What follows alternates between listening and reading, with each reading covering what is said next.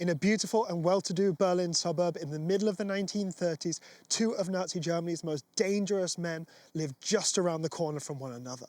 One of them was one of the primary organisers of the Holocaust, and the other worked in secret to stop it. Their names were Reinhard Heydrich and Wilhelm Canaris. And in this video, I'd like to compare and contrast them and show you where they used to live. And hey, just in case you're wondering where I am, I'm by the side of the Schlachtensee, a really beautiful lake that's super popular with Berliners, especially in the summer, of course, when you can jump in and go swimming. Anyway, our two characters for this week's video, they used to live near here. I don't know what it is about it, but I don't know, whenever I read about these figures, I want to know where they lived. I guess I want to kind of see what made them tick, inhabit their lives a little bit to learn more about them.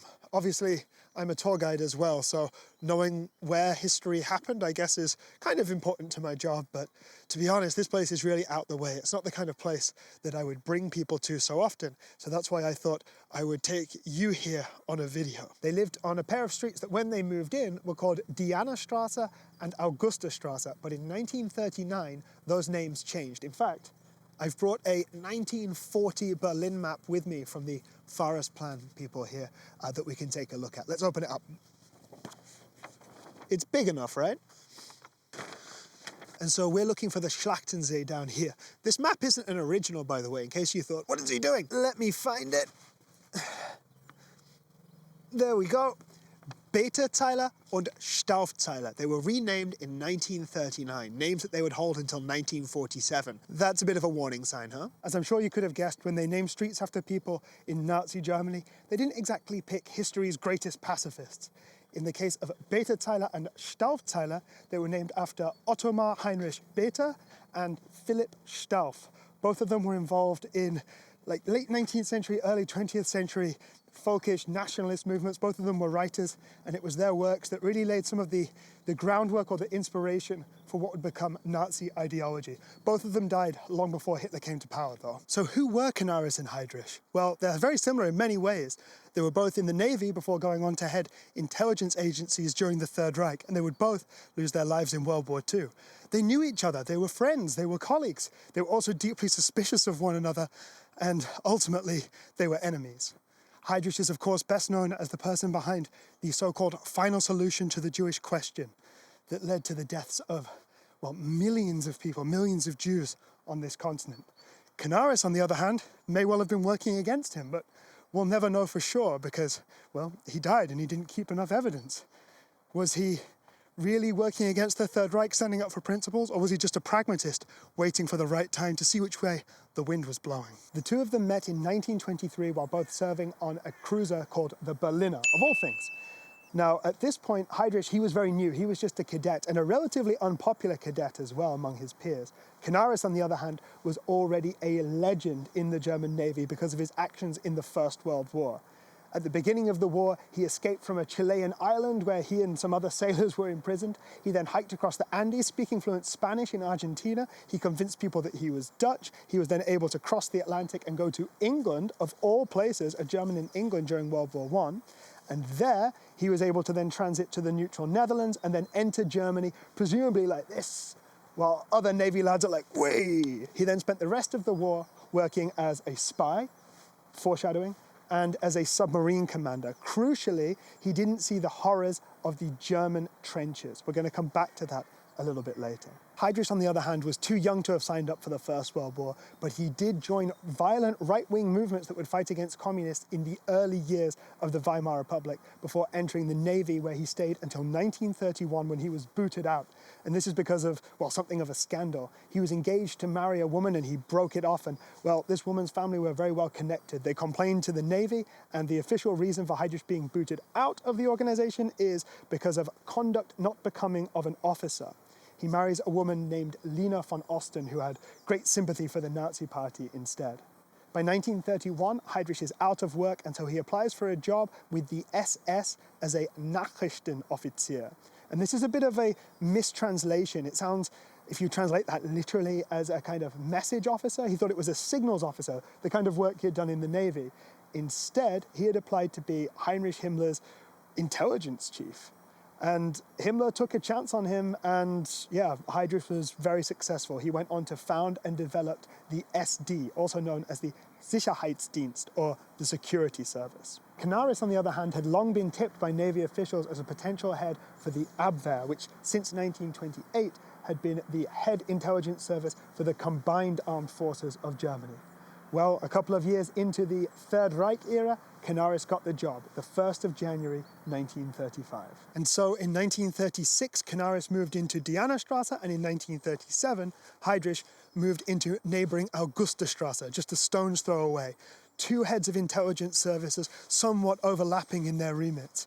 Canaris was supposed to focus on military intelligence, whereas Heydrich was supposed to focus on elements inside of Nazi Germany that were somehow opposed to the party, be they socialist, communist, or whoever else. Little did he know that one of his neighbors was one of them. Hey, just in case you're new here, you should subscribe. Go subscribe. All the cool kids are subscribing. You're not subscribing? Oh my God, uncool. Subscribe. It's at this point that we should talk about just how different the two men were as well. Now, of course, they're both men of the right, and in some way they both supported Adolf Hitler. Heydrich was a fervent Nazi. Canaris, though, never joined the party. He was a man of the military. Now, let's look at people like him in the 1920s. What do they think of this revolution that in their minds had betrayed the military, right? They're not exactly going to support this newfound and weak and problematic democracy, a democracy that had 20 different governments over 14 years and that was seemingly bouncing from crisis to crisis. Amongst kind of old establishment figures like Canaris, the thinking was that this democracy has to go, maybe we have to bring the Kaiser back, maybe we have to introduce something of a military dictatorship. You know, not totally surprising when you see the kind of people that they were. It doesn't necessarily mean that they're Nazis. You could have nationalists and conservatives in Germany without them going that far, so to say. Even then, I think that a lot of these kinds of people weren't so unhappy when Hitler, a former military man, came to power and started talking about returning Germany to some kind of glory. But Canaris certainly fell out with Hitler. Two big reasons. 1937, the Luftwaffe aided fascist forces in the Spanish Civil War and bombed Guernica. It was a kind of testing ground for the new German Air Force. And this reign of death that fell upon civilians really upset Canaris. Remember, he hadn't seen the horrors of the First World War. He'd always had a kind of distance from the violence during that conflict. The next big thing came in 1938. It's known as the Blomberg-Fritsch affair. This is where the Reich Minister for War, Werner von Blomberg, was ousted based on kind of trumped-up scandals. And then the same thing was done to Werner von Fritsch, who was the commander-in-chief of the combined German forces. To Canaris, both of these were seen as a betrayal of what he really loved and adored, which was the military and military power. He viewed Hitler with great suspicion because not only did he oust these two men, but he took over their positions, giving himself more and more power as the years went by. He'd gone from chancellor to kind of combined president and chancellor, the Führer, the head of state, and then he'd taken over the military as well. Canaris certainly didn't trust this man that other people viewed as a god on earth. Heydrich, on the other hand, was a devout Nazi. In 1941, Hermann Goering, seen as one of the various kind of number two figures in Nazi Germany, ordered Heydrich to come up with a so-called final solution to the Jewish question. Heydrich then started to organize a meeting, initially for December of 1941, but then it was pushed back to January of 1942, 20th of January. And it was a meeting in a beautiful mansion by the side of the wonderful lake Wannsee. And Heydrich talked and talked and talked for almost 90 minutes. He had a map. He showed other Nazi officials just where the Jews are in Europe. And then, not outright, but without really hiding, it said, the final solution to the Jewish question, to make sure that no more Jews will plague this country or this earth, is, of course, to murder them. Murder them in places like Auschwitz and Treblinka. As a result, Heydrich's name has become synonymous with the Holocaust. Canaris, on the other hand, bent the rules in a way that Heydrich would have been furious about had he known. Canaris' own daughter was disabled and should have been executed under the Nazis' eugenicist laws, but he bent the rules around that. He saved a local Jewish community leader, Fritz Wisten, from deportation, and most importantly, in the summer of 1941, he leaked German military plans to the Allies, the plans to invade the Soviet Union. He had a contact, a woman named Helena Szymanska, who was Polish and had fled to Switzerland.